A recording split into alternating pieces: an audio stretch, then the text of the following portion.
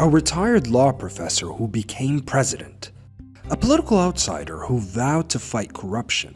But 3 years into his rule, Kais Saied's Tunisia is fractured.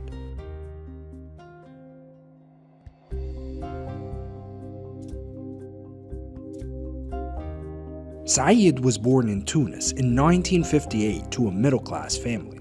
He studied law in Tunisia and Italy before beginning his professional career in 1986 as a lecturer in the Faculty of Law in Sousse and then Tunis, where he taught constitutional law until his retirement in 2018. He was unknown before 2011. After 2011, when the Constituent Assembly was elected, and they started the process of debating and preparing what would become the 2014 Constitution, Kais was often interviewed by media outlets here in Tunisia as a constitutional legal expert.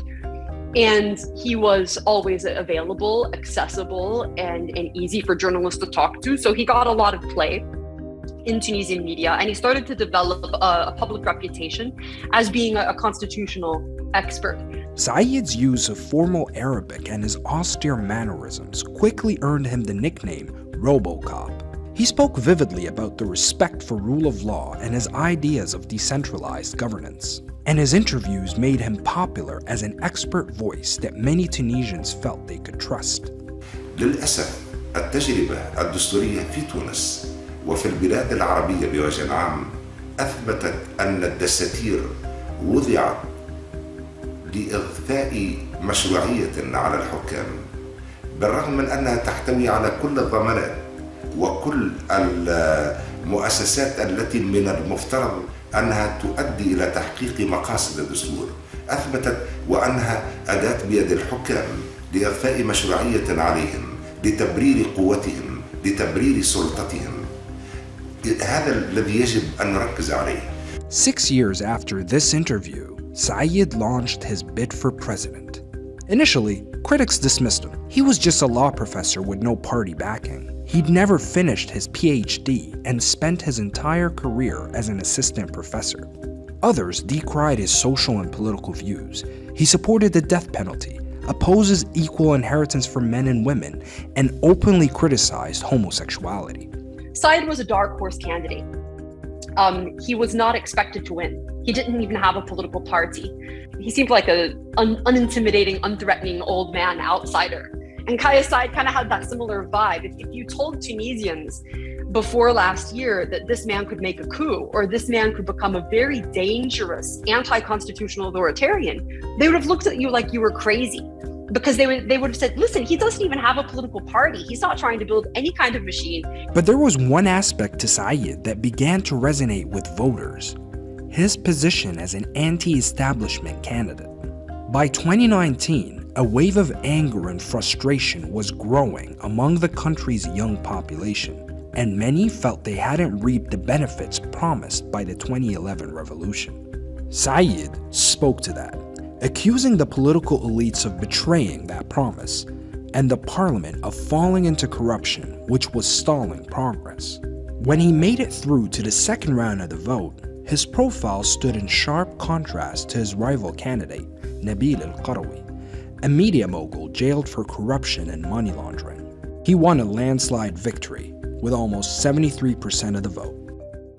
Kais had ideas for Tunisia's 2014 constitution, ideas that would have created an hourglass-shaped form of government, the kind that he's trying to create right now through this authoritarian referendum, that would have a very, very strong presidential system, a lot of direct democracy, almost like Gaddafi-esque kind of direct democracy at the bottom, and then really almost no role for any intermediary middleman institutions like political parties, civil society organizations, etc. But his proposals were not adopted, they were spurned. And it seems that he bided his time and he got lucky. He found his political moment of opportunity in the 2019 presidential election. And when he won, the situation with the economy got worse and worse. The COVID crisis got worse and worse. The political dysfunction from other parties helped him out too. And a lot of other parties made bad decisions. Parliament looked circus-like, and it gave him an opportunity last summer where he could just sweep in, shut everything down, and say, you know what, now's my moment. I'm going to strong-arm my own kind of fantastical, esoteric, highly ideological and personalized vision of what Tunisia's constitution should have looked like into the country. When asked about his presidency, Saied said it was an ibtila, a religious term that denotes a test from God, a crisis that provided an opportunity for a believer to prove his worth.